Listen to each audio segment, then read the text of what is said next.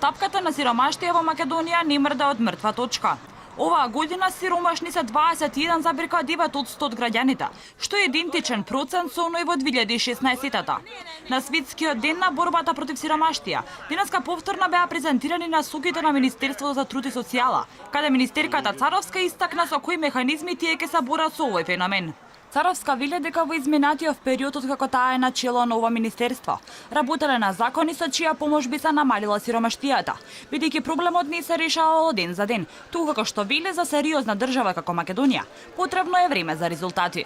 Од првиот ден како сум седната во министерството до денеска се сработија двата клучни закони за детска и за социјална заштита.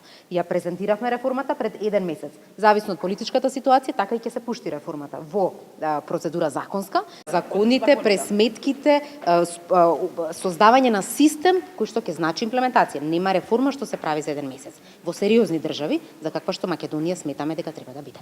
Пред само 2 години, токму на овој ден, тогашниот опозиционер, сегашен премиер Зоран Заев, на граѓаните им ветуваше дека ќе ги излече од сиромаштијата, но бројките и покрај ветувањата се уште се исти. Податоците кои што не опрекупираат сите, се основните податоци веќе познати на цела македонска јавност, а тоа е 500.000 граѓани живеат под прагот на сиромаштија, 180.000 граѓани живеат со 40 денари на ден, 90.000 по 22 денари на ден и целото ова, ако продолжите да го кажувате, е убиствено. И ова ветување на премиерот Заев остана неисполнето, иако многу често зборуваше дека ќе придонесат за намалување на процентот на сиромаштија. Сепак и после речиси 2 години од владењето на оваа политичка гарнитура, бројките го демантираат. Од ВМРО ДПМН пак вела дека Зоран Заев насилно турка штитни договори на сметка на националните интереси. Животот во Македонија од ден на ден станува се неподнослив.